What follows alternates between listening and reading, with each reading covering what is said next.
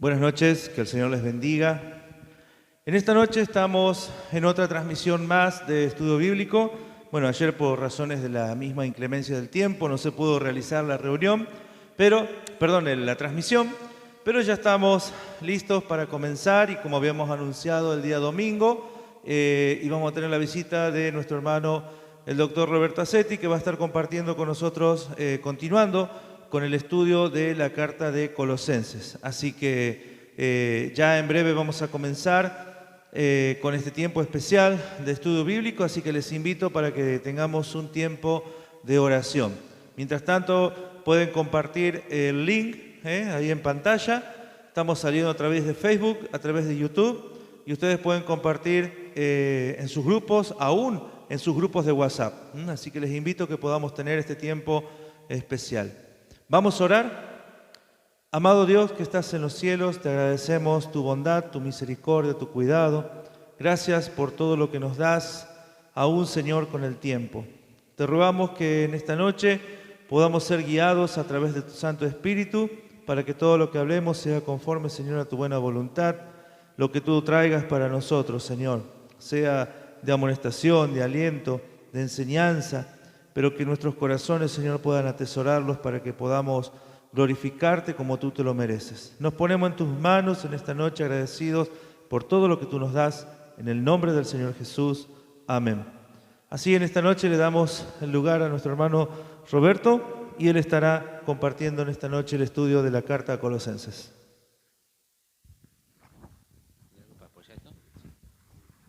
Buenas noches, hermanos. Bueno, vamos a continuar con la carta de Colosenses que habíamos empezado. Por cuestiones a veces laborales o compromisos se fue postergando. Ayer nos tocó la tormenta, estuvimos sin luz y lo tuvimos que dejar para hoy.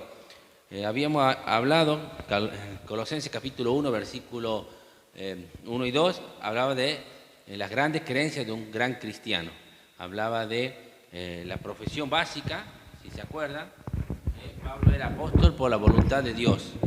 La profesión básica de todo cristiano era la voluntad de Dios. Después habíamos hablado de la relación básica o la relación que hay en la iglesia, que es la hermandad.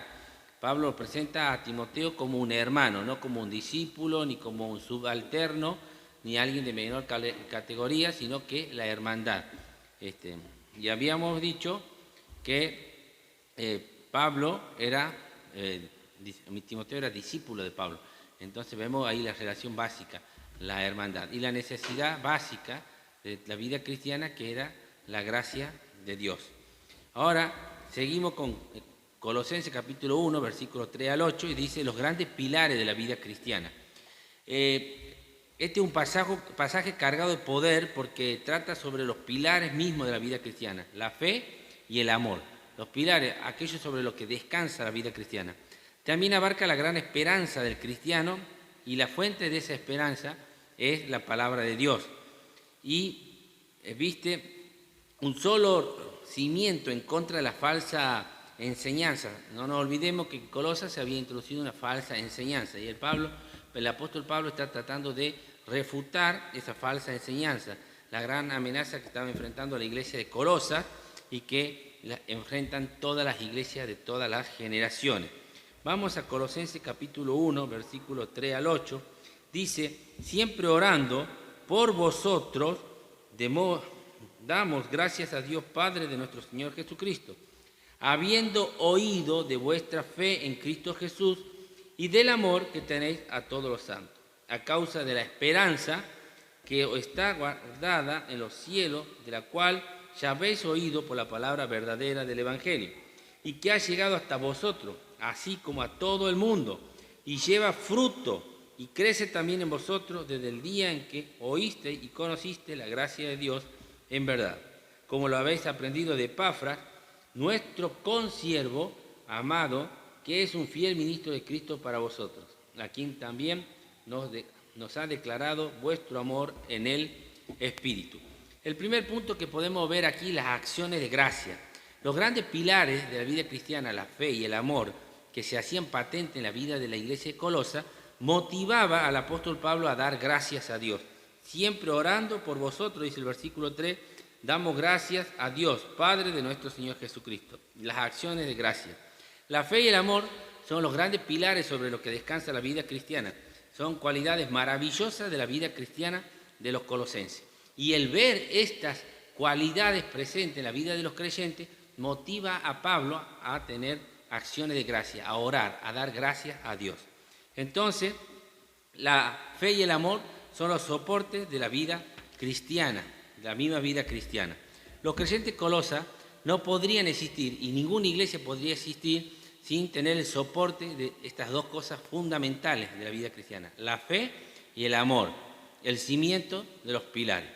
Es de resaltar que Pablo da gracia al único Dios viviente, Padre de nuestro Señor Jesucristo, porque en el contexto de la iglesia Colosa vemos que se habían introducido otros mediadores, otra filosofía, la circuncisión, ritos humanos. Y Pablo, cuando da gracia al único Padre, al único Dios, al único Creador, y dice Padre de nuestro Señor Jesucristo. O sea que hay un solo Padre en el cielo y es el Padre de nuestro Señor Jesucristo. Esto significa que Jesucristo es el Hijo de Dios. Él es quien proclamó ser en la tierra. Vemos eso en Juan 1.34, Juan 3.31, Juan 10.25. Entonces, Pablo no invoca a ninguno de los otros espíritus ni de los otros mediadores que enseñaban estas filosofías heréticas que se había introducido en la iglesia de Colosa, sino que vemos que el agradecimiento de Pablo es solamente a una persona, al Dios y Padre. ¿De quién? De nuestro Señor Jesucristo. El único Dios, el único Hijo y el único Creador. Y entonces está dejando de lado todas las otras cosas que se habían introducido en la iglesia de Colosa. Todos esos otros mediadores, todas estas filosofías, ritos humanos, circuncisión. No da gracia a otro Padre, no da gracia a otro mediador. Entonces los grandes pilares de la vida cristiana son la fe y el amor. Dice, habiendo, el versículo 4, oído de vuestra fe en Cristo Jesús y del amor que tenéis a todos los santos. Entonces, la fe y el amor son las cualidades básicas de la vida cristiana. Conforme al único mandamiento del Señor Jesucristo mismo. Lo podemos ver en 1 Juan, capítulo 3, versículo 23. 1 Juan 3, 23. Dice, y este es su mandamiento, que creamos en el nombre de su Hijo Jesucristo y nos amemos unos a otros como nos lo ha mandado. Este es el mandamiento del Señor, la fe y el amor. Ahora la fe, ¿qué podemos decir de la fe? Porque hoy escuchamos muchas cosas de la fe. Hay gente que tiene fe en Buda, fe que va a ganar el Kinisei, fe que le va a ir mejor en la vida. No, la fe no es la energía en sí misma que con tanta frecuencia se enseña como necesaria para la vida. Tampoco no es la energía de la fe misma necesaria para obtener las grandes cualidades de la vida necesarias para andar por la vida de manera triunfante. Porque por ahí vemos que la gente dice, tenés fe, pero la gente tiene fe en cualquier cosa. Aquí la fe está depositada en una persona, la persona del Señor Jesucristo. No es la fe en uno o en los demás, o necesaria para vivir la vida diaria. Tampoco es la fe en algún líder religioso, en alguna filosofía, en algún dogma, en alguna religión. Hoy vemos que hay mucha invasión de las religiones orientales. La gente practica mucho la fe, pero depositada de una manera equivocada. Practica mucho la meditación, todas esas cosas de encontrarse con el ser interior y todas esas cosas que están de moda ahora. Entonces la fe es la fe en una persona particular, en la persona del Señor Jesucristo. No es fe en otra cosa.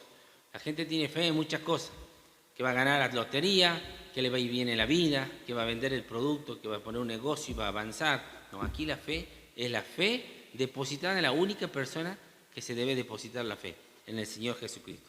¿Y qué hace de la fe en Jesucristo superior a la fe en otros líderes religiosos o en otras cualidades de la vida o en otra filosofía e ideología? Jesucristo es el único que nos pone en contacto con Dios y posibilita que Dios nos adopte como hijos. Entonces Jesucristo nos pone en contacto con Dios y posibilita que Dios nos adopte como hijos. Dios es el Padre del Señor Jesucristo y por lo tanto Jesucristo tiene el derecho de exigirle a su Padre que adopte a cualquier persona huérfana. Jesucristo tiene el derecho de pedirle a su Padre que adopte a esa persona. Ahora, fíjense que solo Jesucristo hace posible la relación padre-hijo entre Dios y un creyente. ¿Por qué? La única relación natural que existe entre una persona que no tiene a Cristo en su corazón Y Dios es la de creador por parte de Dios y de súbdito por parte de la persona. Muchas veces se escucha y la gente tiene la cultura de que todos somos hijos de Dios. No, no todos somos hijos de Dios. La Biblia es clara: a los que le recibieron, a los que creen en su nombre, le dio la potestad de ser hechos hijos de Dios. Aquellos que no creen en el Señor Jesucristo, que no tienen a Jesucristo en su corazón, no son hijos de Dios, son criaturas de Dios. Todos fuimos creados por Dios, pero solamente son hijos de Dios, como lo acabamos de decir en este versículo anterior, los que les recibieron. Por eso, a los que les recibieron, a los que creen en su nombre. ¿En el nombre de quién? Del Señor Jesucristo.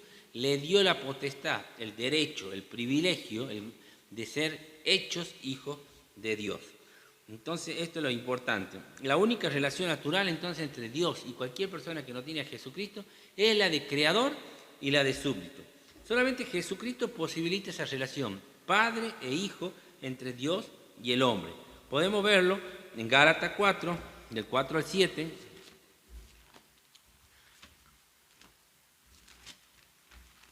Gálatas 4, del 4 al 7, dice: pero cuando vino el cumplimiento del tiempo, Dios envió a su Hijo, nacido de mujer y nacido bajo la ley, para que redimiese a los que estaban bajo la ley, a fin, dice, de que recibiésemos la adopción de hijo. Y por cuanto sois hijos, Dios envió a vuestros corazones el espíritu de su Hijo, el cual clama Abba, Padre. Así que ya no eres esclavo, sino hijo, y si hijo, también heredero de Dios por medio de Jesucristo. Entonces Jesucristo posibilita esa relación padre-hijo entre un creyente y Dios. La fe en Cristo Jesús le garantiza a una persona que tiene las bendiciones de Dios en su vida y todo el poder para vivir la vida diaria. Dios, una de las cosas que hace, cuida al creyente como un padre cuida a su hijo. Dios ayuda y dirige al creyente a través de todas las pruebas y dificultades de la vida. Por eso un creyente, una persona que está firme y tiene al Señor Jesucristo, puede soportar las tribulaciones de la vida de una manera diferente que una persona que no tiene a Cristo. Porque cuando vienen las grandes tormentas de la vida, ahí se nos derrumba todo, nos empezamos con las crisis, con los nervios, pero cuando tenemos a Jesucristo, Jesucristo nos capacita para vivir a través de esas circunstancias difíciles. Él nos da la prueba. El creyente tiene la misma fortaleza de Dios a su disposición día a día para enfrentar la vida diaria. El creyente tiene la garantía de vivir con Dios en el cielo por siempre, jamás. Algo que aquellas personas que no tienen a Jesucristo no tienen esa garantía porque están condenados y se están yendo al infierno. El creyente vive por su fe en Jesucristo, él cree en Jesucristo y por lo tanto vive en su creencia. Su creencia se ha transformado en su mundo, en su esfera. Gobierna su vida por Cristo y también el creyente no hace nada que su fe en Cristo le prohíba. Un creyente, esto es importante, gobierna su vida por Cristo y no hace nada que su vida en Cristo le prohíba. Vive y se mueve y tiene su ser en Cristo. El Cristo se convierte para el creyente uno de los grandes pilares de su vida. La fe en Cristo es la esfera o mundo en el cual el creyente quiere vivir. Él ha elegido vivir en ese territorio, en esa esfera, en la esfera de Jesucristo. Él cree en Jesucristo y por lo tanto vive dentro de la esfera de esa creencia. Rige su vida por su creencia, por Cristo. Él ha elegido vivir en la esfera de Jesucristo, en el mundo de Jesucristo. Jesucristo es su mundo, su esfera, su terreno, donde Él vive. Y no hace nada que su fe en Cristo le prohíba. La fe en Cristo se convierte entonces en su propio mundo, en su gran pilar en la vida.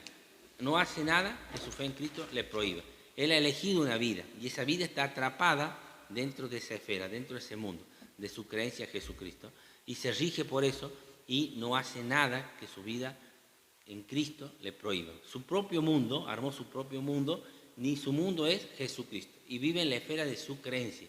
Cree en Jesucristo y vive en esa esfera, no en lo que plantea el mundo exterior, en lo que plantea la sociedad, en lo que plantean los amigos, sino que su mundo y su esfera está basado en su fe, en su creencia en Jesucristo, y eso se ha transformado en su esfera o mundo donde Él vive y hace lo que Jesucristo le manda y no hace todo aquello que su fe en Jesucristo le prohíba. Ahora vamos al amor. El amor no es el amor natural, sino el amor que sienten los creyentes uno por otro. El amor de los creyentes se basa en el amor de Jesucristo. Él nos amó primero. El amor de Jesucristo es la cumbre del amor. ¿Por qué? Porque muchas veces vemos un amor, sabemos que en la Biblia hay 3 referencias para la palabra amor: el amor filial entre hermanos, el amor entre matrimonio y el amor de Dios, el amor ágape. El amor del creyente está basado en el amor de Jesucristo. Y vemos este amor, que la máxima expresión de amor fue la de Jesucristo. ¿Por qué? Porque Él lo manifestó en la cruz del Calvario. Hoy vemos livianamente a veces las parejitas dicen te amo, pero ese amor es un amor platónico, es un amor que se basa en las relaciones sexuales, se basa en la conveniencia del momento, en el sentimiento, es un amor sin compromiso, es un amor espontáneo, esporádico, un amor que con el tiempo se diluye. Pero el amor de Jesucristo es un amor supremo, porque lo demostró ¿dónde? En la cruz del Calvario. Pagó un alto precio para salvarnos, ahí entregó su vida. Ese no es el amor de boca a boca que por ahí escuchamos de las parejitas y a los 15 días se separaron y están con otra pareja nueva. Es un amor sacrificial donde entregó su propia vida. Él murió por nuestros pecados, se hizo cargo de nuestra culpa y derramó su sangre en la cruz del Calvario. Es por eso decimos que el amor de Jesucristo es la cumbre del amor, demostrado ¿dónde? En la cruz del Calvario. Es fácil hablar del amor, pero es difícil subir a una cruz y que te torturen, te metan clavos, que te pongan corona de espinas, que te perforen el costado, que te escupan, que te flagelen, que te desangren hasta el último, morir torturado y por asfixia, y también, aparte de eso, sufrir todo el desprecio, y aún el Señor Jesucristo experimentó el abandono de su Padre, porque Él clama en la cruz: Padre mío, ¿por qué me has desamparado? Alguien que era justo, alguien que era puro, sin pecado, se hizo cargo de toda nuestra culpa, se hizo pecado, dice, el justo por los pecadores. Él que no era pecador se hizo pecador por nosotros. Entonces Él pagó un alto precio por nosotros, sacrificó su vida ante Dios para cargar con nuestros pecados. Cuando un hombre le da su vida a Jesucristo, se está dando a sí mismo para amar como amó Jesucristo. Cuando entregamos nuestra vida a Jesucristo, estamos entregando nuestra propia vida para amar de la misma manera que amó Jesucristo. Se sacrificará a sí mismo por todos los hombres. Por eso vemos que el amor en Jesucristo es el que nos motiva a amar a personas. A veces el Señor Jesucristo, que dijo muchas veces, que debemos amar a nuestros enemigos. Entonces, ¿cómo podemos amar a nuestros enemigos? Solo a través del amor de Jesucristo, ese amor que Él derrama en nuestro corazón a través de la obra del Espíritu Santo. El Señor Jesucristo planteó cosas que eran contrarias a la ideología de su tiempo, contrarias a la ideología nuestra, contrarias a la enseñanza de la misma ley, porque él dice ojo por ojo, dijo Moisés, diente por diente, pero el Señor le dijo que debe amar a su enemigo, que debe, al que le quite la capa no se la niegue, al que le pida que vaya a poner una milla, que vaya 2. Entonces el amor de los creyentes es motivado por el Espíritu Santo, es un amor sobrenatural porque viene de Dios, no es el amor que vemos en el día a día, un amor sin compromiso, un amor liviano, un amor de palabra, un amor sin hecho. Entonces el Espíritu Santo vive dentro del creyente y el Espíritu Santo que vive dentro del creyente despierta amor, el amor de Dios hacia los demás. Ahora, el creyente es motivado a amar por el Espíritu Santo y los creyentes poseen amor por todos los hombres, pero los creyentes tienen un amor muy especial por otros creyentes. Si bien amamos a todas las personas, pero hay un amor especial hacia los otros creyentes. ¿Por qué? Porque servimos al mismo Señor, porque tenemos la misma fe, porque vivimos en la misma esfera. Hemos dicho que hemos decidido, el creyente ha decidido vivir en la esfera de su creencia, que es su fe en Jesucristo, y no hace nada que su fe en Jesucristo le prohíba. Entonces es normal que haya un amor sobrenatural y un apego especial entre dos personas que viven en la misma esfera, que sirven al mismo Señor, que tienen la misma fe y que tienen el mismo Espíritu Santo. Entonces hay un vínculo estrecho entre todas las personas que tienen el mismo Espíritu Santo. Porque la Biblia es clara, dice, todos fuimos bautizados en un mismo Espíritu, un Señor, dice, una fe, un Espíritu, un bautismo, uno. Por eso dentro de la iglesia no debería haber algunas cosas que normalmente vemos. Entonces, pensamiento, no hay lugar dentro de la iglesia para división, envidia, rivalidad, crítica, resentimiento, murmuraciones y pelea. Tristemente a veces vemos esas cosas pero eso no es lo que Dios enseña. Es total imposible tener una vida exitosa sin fe en Jesucristo y sin el amor de Dios derramado en nuestros corazones. Si queremos vivir de manera exitosa la vida cristiana, debemos vivir una vida de fe y de amor. Ahora, esta fe y este amor no es algo vago que está, bueno, porque no tiene fundamento, no tiene razón de ser, porque a alguien se le ocurrió. No, tiene una esperanza. Ahí dice el versículo 5. Volvamos a Colosenses, capítulo 1, versículo 5, y dice: a causa de la esperanza, viene hablando, habiendo oído de vuestra fe en Cristo Jesús y el amor que tenéis a todos los santos. Habíamos explicado el amor especial que existe entre dos personas creyentes. Si bien amamos todos los hombres, hay un amor especial entre los creyentes porque compartimos el mismo espíritu, la misma fe, el mismo Señor y vivimos en la misma esfera, en la misma creencia. Pero dice, ¿a causa de qué? Esta fe, a causa de la esperanza que está guardada en los cielos, de la cual habéis oído por la palabra verdadera del Evangelio. Entonces, los grandes pilares tienen una gran base, como una casa, tiene que descansar sobre algo. ¿Cuál es esa base? La esperanza del creyente.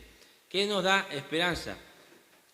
La esperanza que nos dio el Señor, que esa esperanza nos lleva a entregar nuestra vida a Jesucristo y amarnos unos a otros. ¿Pero por qué? Hay una sola cosa que podría ser que amemos a nuestros enemigos. ¿Qué puede capacitarnos para amar a una persona que nos hace daño? Sería solamente la esperanza de alguna promesa. Y hay mucha esperanza en la Biblia. Dice la esperanza, primero, las esperanzas del creyente. ¿Cuáles son? La esperanza de ser resucitado de entre los muertos y recibir un cuerpo glorioso como el del Señor Jesucristo. Entonces, esto es dijimos, la fe y el amor, los pilares de la vida cristiana, tienen una base. ¿Cuál es la base? Una de las bases es la fe. La esperanza. ¿Cuál es la esperanza? La esperanza de resucitar de los muertos y de recibir un cuerpo glorioso como el del Señor Jesucristo. Y hay muchos versículos que podemos ver ahí, a veces no los tocamos por amor al tiempo, Hechos 24:15, si lo quieren anotar, 1 Corintios 15, del 50 al 54, y Filipenses 3, del 20 al 21. Hay otra esperanza, la esperanza del regreso del Señor y de estar con el Señor mismo para siempre. Y esa es otra esperanza. Estamos diciendo que la esperanza es la base de los pilares de la vida cristiana, la fe y el amor. La fe y el amor descansan sobre una esperanza. La esperanza de recibir un cuerpo glorioso, la esperanza de ser resucitado, la esperanza del regreso del Señor. Porque estamos viviendo en un mundo que está en caos, estamos viviendo en un mundo que se degrada cada vez más, los valores cada vez son más bajos, la gente es cada vez más indiferente a la palabra de Dios, el pecado cada vez se concibe como algo normal, ya es natural, no es visto, había cosas que antiguamente se veía y se horrorizaba, hoy se practica en la vía pública. Entonces, este mundo se va degradando, este mundo se va corrompiendo, vemos los cambios climáticos, los cambios en los animales, en las plantas, en el clima, en el nivel del mar, y estamos en un sistema que está en decadencia. El mar, este barco se está hundiendo. Entonces, ¿qué vamos a hacer? ¿Vamos a seguir en este barco que estamos hundiendo? No, papi. El barco se va a hundir, pero el creyente tiene la esperanza de que Jesucristo va a venir y nos va a rescatar antes que este barco se hunda y vamos a estar con Él en un cielo nuevo y en una tierra nueva. Otra esperanza que tenemos, la esperanza de ingresar dentro del velo y vivir allí por siempre. Cuando Jesucristo murió, el velo del templo se rasgó y el lugar santísimo ya no está dentro de un edificio, sino que está dentro de cada cristiano.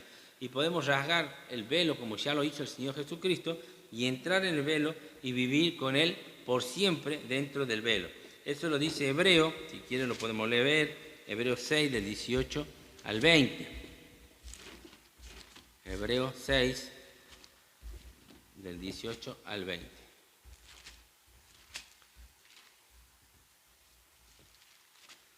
El 18 al 20 dice: para que por dos cosas inmutables, en las cuales es imposible que Dios mienta, tengamos un fortísimo consuelo, los que hemos acudido para asirnos de la esperanza puesta delante de nosotros, la cual tenemos como segura y firme ancla del alma, y que penetra hasta dentro del velo, donde Jesús entró por nosotros como precursor, hecho sumo sacerdote para siempre según el orden de Melquisedec. El Señor Jesús traspasó el velo, rasgó el velo y traspasó. Y ese mismo velo nosotros un día lo vamos a traspasar y vamos a vivir con Él allí en el cielo para siempre. Estamos hablando de la esperanza del creyente.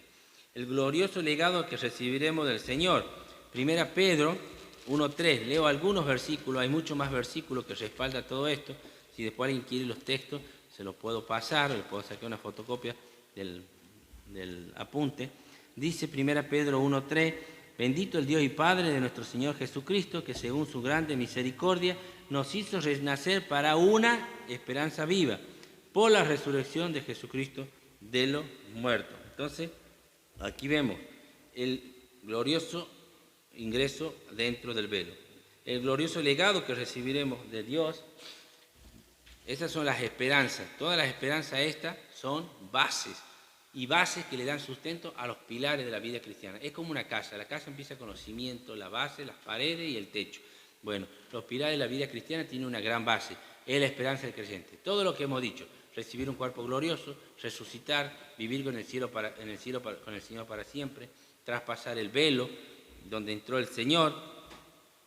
Ahora, la palabra de Dios, el Evangelio, sería el próximo punto que sigue hablando aquí Colosenses, si seguimos con el texto que estamos leyendo, Colosenses 1, del 3 al 8, el versículo 5 al 8 dice: a causa de la esperanza que está guardada en los cielos, de la cual ya habéis oído por medio de la palabra del Evangelio, que ha llegado hasta vosotros, así como a todo el mundo, y lleva fruto, y crece también en vosotros, desde el día que oíste y conociste la gracia de Dios en verdad, como habéis aprendido de Epafras, nuestro consiervo amado, que es un fiel ministro de Cristo para vosotros, a quien también nos ha declarado vuestro amor en el Espíritu, por lo cual también nosotros, desde el día que lo oímos, no cesamos de orar por vosotros y de pedir que seáis llenos del conocimiento de su voluntad en toda sabiduría e inteligencia espiritual.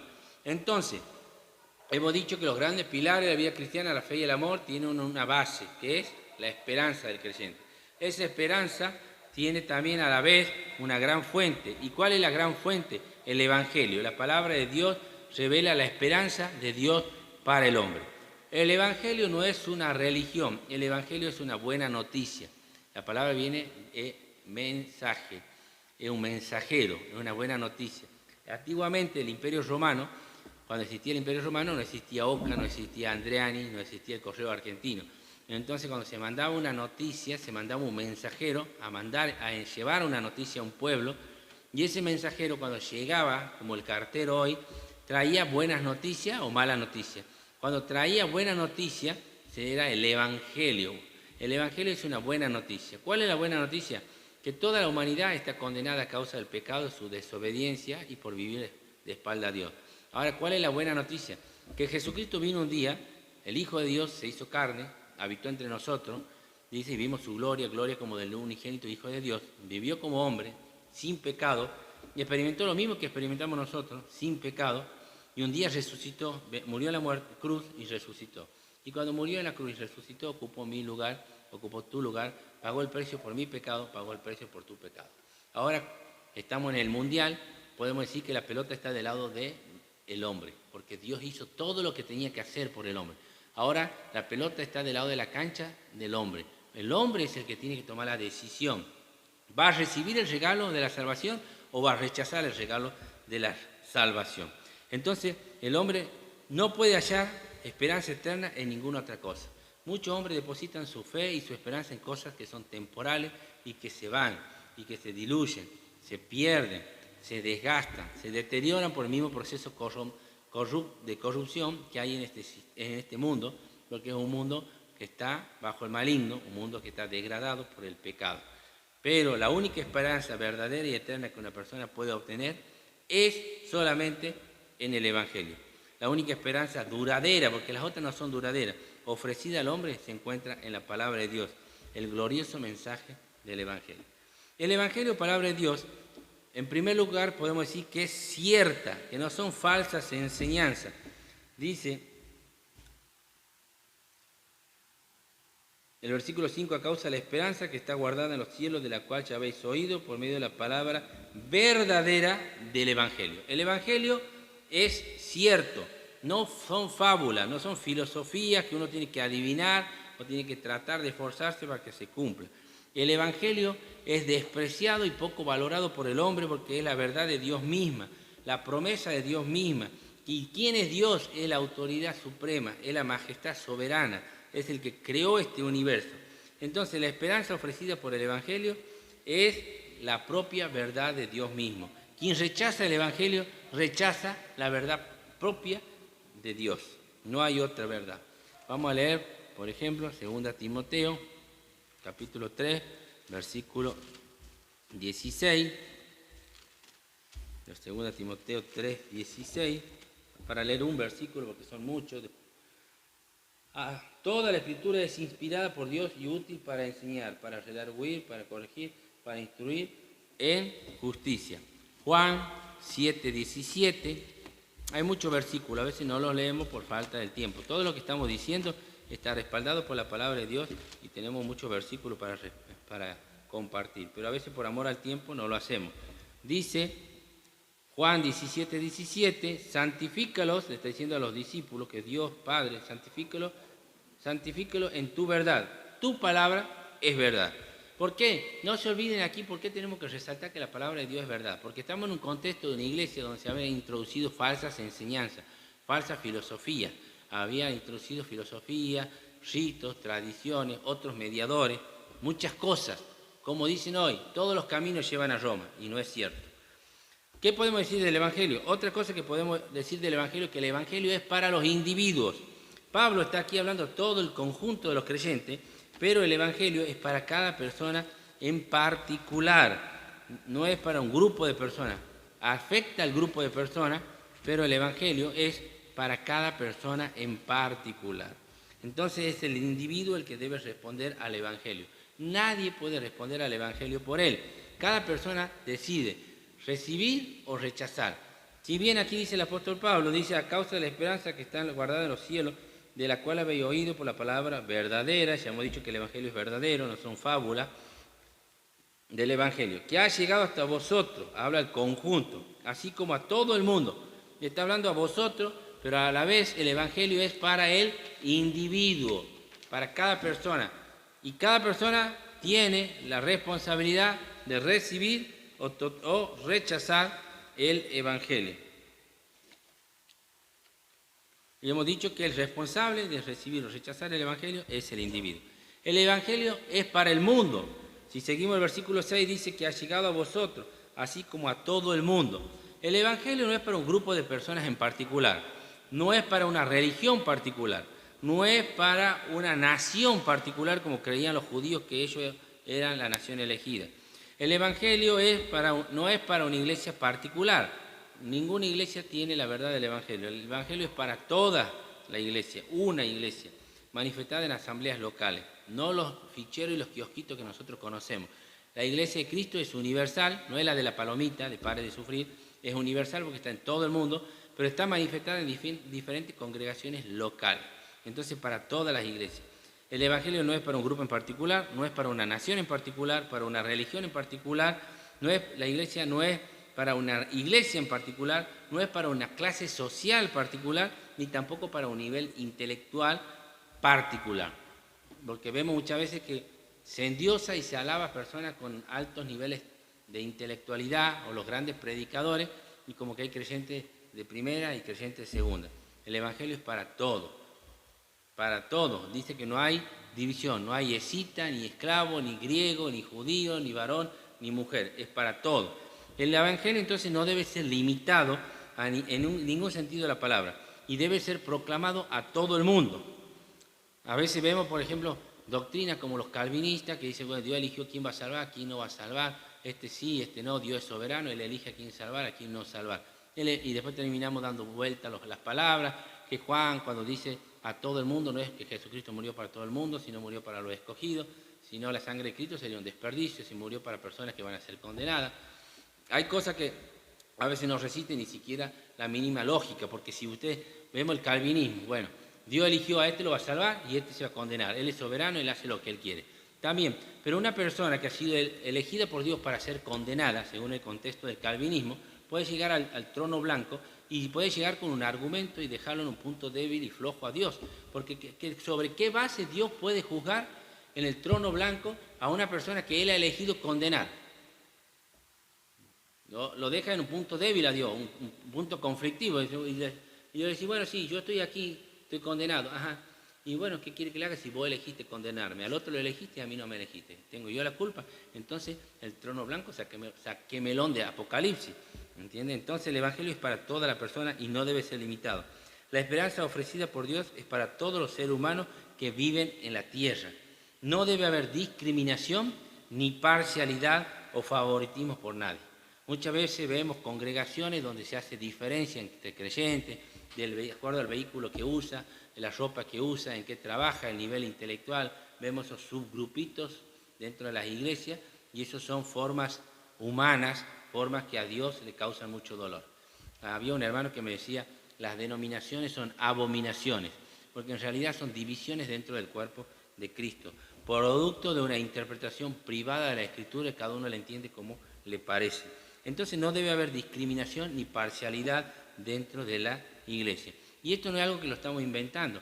El apóstol dice, Santiago, que si en su templo entra alguien con un anillo de oro y lo hacen sentar en el primer banco y al otro que es más humilde lo hacen sentar al último, no debe haber diferencia en la congregación porque uno es intelectual, uno es profesional, uno tiene anillo de oro, uno tiene un Mercedes-Benz, el otro anda en una motito, el otro anda caminando en bicicleta.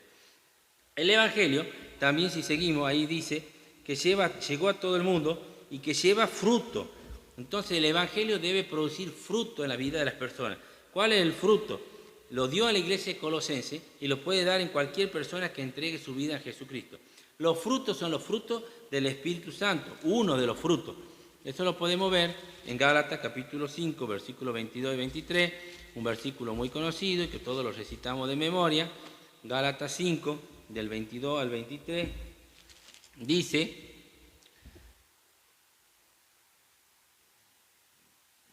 Vamos a leer el 22. Más el fruto del Espíritu es amor, gozo, paz, paciencia, benignidad, bondad, fe, mansedumbre, templanza. Contra tales cosas no hay ley. Pero los que son de Cristo han crucificado la carne con sus pasiones y deseos. Esta es la parte difícil. Porque el viejo hombre, cada vez que lo crucificamos, al otro día resucita y nos trae problemas. Entonces, este es el fruto del Espíritu Santo. El Evangelio dice que también da fruto, como lo dio en la iglesia de Colosa, y lo puede dar en cualquier persona que entrega su vida a Jesucristo. Si seguimos con el texto, dice que ha llegado a vosotros así como a todo el mundo y lleva fruto y crece también en vosotros, desde el día que oíste. Bueno, el fruto, también otro fruto que da el Evangelio, el fruto del Espíritu Santo. El otro es el fruto de la alcanzar las almas para Cristo. El fruto de alcanzar las almas para Cristo. Vemos Romanos 1:13. Dice Romanos 1:13. Pero no quiero, hermanos, que ignoréis que muchas veces me he propuesto ir a vosotros, pero hasta ahora he sido estorbado para tener también entre vosotros algún fruto como entre los demás gentiles. O sea que estamos hablando que el Evangelio, todo lo que produce el Evangelio, hemos dicho. Entonces el Evangelio da fruto, el fruto del Espíritu Santo, el fruto de ganar almas para Cristo, el fruto de la santificación, de la pureza y de la vida pura. Eso lo vemos en Juan 15. El Señor dice que el pámpano que lleva fruto lo va a limpiar para que lleve más fruto, pero el pámpano que no lleva fruto lo va a cortar. Entonces aquí vemos el fruto de la santificación, de la pureza y de la vida limpia. Otra cosa que produce el Evangelio, volvamos a Colosenses capítulo 1, versículos 3 al 8, vemos el Evangelio proviene de escuchar, porque dice lleva fruto y crece también en vosotros desde el día que oísteis. Entonces, aquí hay un punto importante para el evangelismo. Ninguna persona podrá escuchar el Evangelio a menos que abra su oído y reciba voluntariamente la palabra.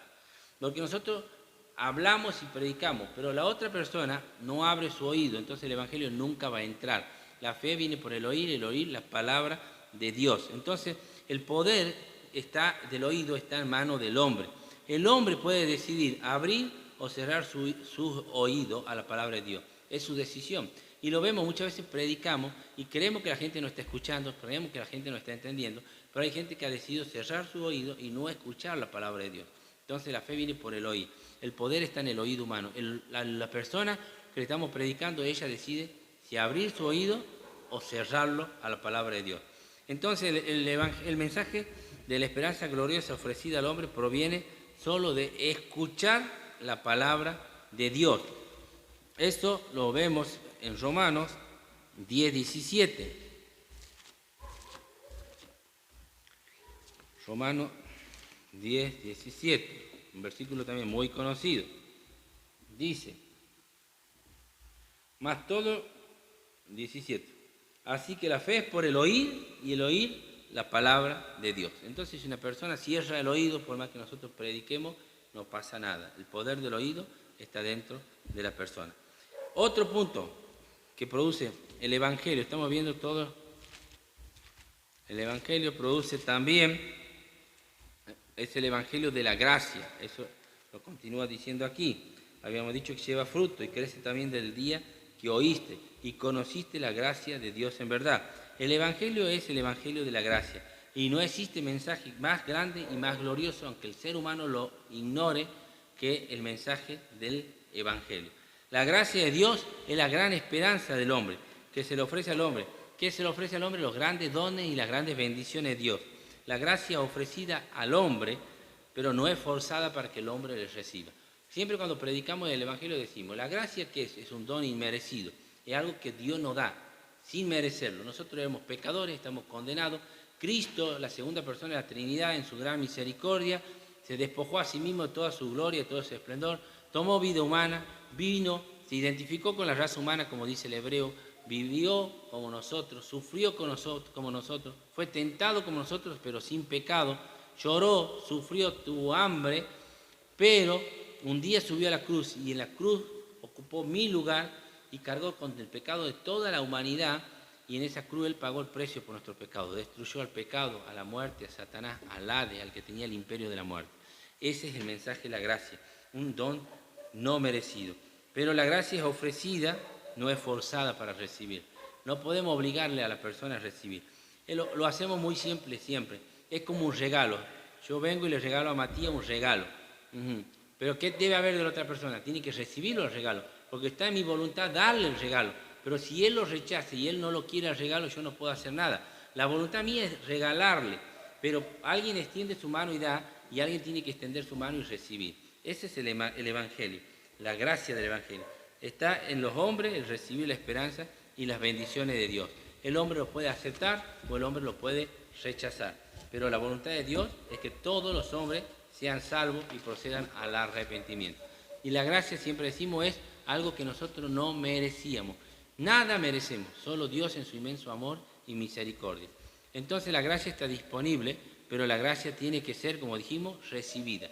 Alguien da un regalo, en este caso es Dios, y el hombre lo tiene que recibir por la fe. Ahora, si seguimos con el texto, dice que el Evangelio es dado a conocer a los hombres, porque dice aquí, como habéis aprendido de Epafras, nuestro consiervo amado, que es un fiel ministro de Cristo para vosotros. El Evangelio también es dado a conocer a los hombres. Los colosenses recibieron el Evangelio a través del hermano Epafras, y Dios no ha encargado el Evangelio a los ángeles, sino a las personas. Hay cosas que los ángeles anhelan y no las pueden hacer, pero el Evangelio ha sido encargado a los hombres. Los responsables de transmitir la gracia, el Evangelio, el poder de Dios, son los hombres. Nosotros, que somos parte de la iglesia, somos los responsables de predicar, de compartir la palabra de Dios, que la gente conozca el mensaje del Evangelio. No ha encargado esto a los ángeles, sino a los hombres. Entonces es el hombre el que tiene que salir de la comodidad, es el hombre el que se tiene que ensuciar la mano, que tiene que transpirar y que tiene que alcanzar a sus seres queridos, tiene que alcanzar a su entorno, a su familia, a sus vecinos y a su localidad a donde vive. Él ha elegido al hombre y es el hombre el que tiene que dar a conocer la palabra de Dios. Y por último, el Evangelio resulta en amor. Dice, quien también nos ha declarado vuestro amor en el Espíritu. Entonces, el Evangelio resulta en amor. Los creyentes Colosas dicen que se llenaron en amor unos con otros, porque fue el Espíritu de Dios el que capacita el corazón del creyente para amar. Incluso habíamos dicho, para amar hasta a nuestro enemigo. El amor de Cristo es generado en el corazón de los creyentes. Podemos ver Romanos 5:5, ahí viene un versículo muy conocido, dice, y la esperanza no avergüenza, porque el amor de Dios ha sido derramado en nuestros corazones por el Espíritu Santo que nos ha sido dado. Ese es el amor de Dios. Y hasta aquí llegamos a nuestro estudio, para no hacerlo largo. Vamos a dejar y después continuaremos en Colosenses capítulo 3, Colosenses 1, del versículo 9 al 11. Que Dios le bendiga, hermano. Espero que hayamos entendido esto. Estamos viendo esta carta de Colosenses, una carta que es muy importante para la vida cristiana, porque en pocos versículos aprendemos muchas cosas. En el versículo 1 y 2 hemos visto la profesión del creyente, que la única profesión es la voluntad de Dios. Pablo era apóstol por la voluntad de Dios. Hemos visto que la relación básica dentro de la iglesia es la hermandad. Pablo presenta a Timoteo como un hermano, no como un súbdito, no como mi pichón, mi discípulo, mi subalterno. Presenta como un hermano. La relación básica entre todos creyentes es la hermandad. Y después hemos visto otras características de la vida cristiana. En Colosenses capítulo 1, versículo 2. También hemos visto que Dios le escribe ¿a quién? A los santos y fieles. Hemos visto que había creyentes espirituales y creyentes carnales. A los santos fieles hermanos en Cristo que están en Colosa. Gracias y paz sean a vosotros de nuestro Señor Jesucristo. Y las dos cosas elementales que necesitamos para la vida cristiana es la paz de Dios y la gracia. En el versículo que acabamos de leer hemos visto que el amor y la fe de la iglesia de Colosa despierta en el corazón de Pablo el deseo de orar, acciones de gracia. Siempre orando por vosotros, damos gracias a Dios, Padre de nuestro Señor Jesucristo. Después también dice, habiendo oído de vuestra fe en Cristo Jesús y el amor a todos los santos. Hemos dicho, los dos pilares básicos de la vida cristiana, si queremos una iglesia funcional, es el amor y la fe. Y ese amor y esa fe no es gratis, descansa sobre una base. ¿Cuál es la esperanza? La esperanza que tenemos el creyente, de ser resucitado, de tener un cuerpo glorioso con el Señor, de traspasar el velo donde el Señor traspasó y vivir con Él por la eternidad. La esperanza del creyente, esa es la base es lo que sustenta lo que está arriba, que es la fe y el amor. Y a la vez, esa base de la fe, la esperanza tiene, la fe y la base tiene un fundamento. Hemos dicho que tiene un fundamento. ¿Y cuál es ese fundamento? La palabra de Dios, el Evangelio. Y hemos visto que todo lo que produce el Evangelio es dado a conocer a los hombres, es para todos los hombres, es para los individuos, no es para una nación particular, ni para una ideología particular, no es para una religión, una nación, un grupo intelectual, un grupo de personas selectas. Hemos visto que el Evangelio es para todos. Y el Evangelio produce frutos, los frutos del Espíritu Santo, los frutos de la santificación, los frutos de alcanzar personas para Cristo. Esto es, hasta aquí llegamos con Colosenses capítulo 1, versículos 3 al 8. En el próximo tendríamos que seguir con Colosenses desde el 9 al 11.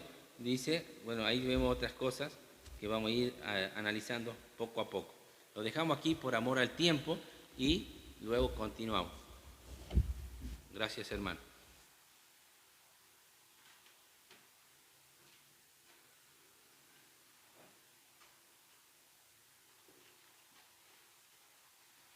Agradecemos en esta noche este estudio bíblico, así que pueden ir tomando apuntes. A partir de la próxima edición estaremos tomando los versículos 9 al 11 en Colosenses, así que los vamos a estar esperando. Vamos a finalizar entonces en esta noche de estudio bíblico, vamos a orar una vez más y aprovechamos también para recordar a los hermanos del grupo que mañana a partir de las 20:30 nos estaremos reuniendo en la Casa de Familia Gómez por las células, ¿sí? Así que los voy a estar esperando mañana a partir de las 20:30 horas. Y luego el sábado nuevamente las actividades que ya estaban programadas. Estaremos orando y se había comunicado con nosotros Lorena Barraza, que pedía oración por su vida, así que luego vamos por su salud. Vamos a estar compartiendo luego en el grupo en privado para estar orando por Lorena Barraza. ¿Oramos? Padre que estás en los cielos, te damos gracias, Señor, por tu amor, cuidado y misericordia. Nos has permitido que en esta noche podamos aprender de tu palabra, Señor. Le has permitido a Roberto que a pesar de su salud, Señor, en estos momentos, tomó su tiempo para enaltecer tu nombre, Señor, con este estudio. Señor, nos ponemos en tus manos en esta noche para que tú nos guardes de regreso a nuestros hogares. Estés bendiciendo también, Señor, a aquellos que se estuvieron conectando, por la salud de Lorena, Señor, que tú estés poniendo tu mano de poder y misericordia sobre sus vidas. Señor, gracias por este tiempo, bendícenos y nos despedimos, Señor, porque sabemos que poniendo todo en tus manos, las cosas, Señor, marchan de la mejor manera. Una vez más, en el nombre del Señor Jesús, amén.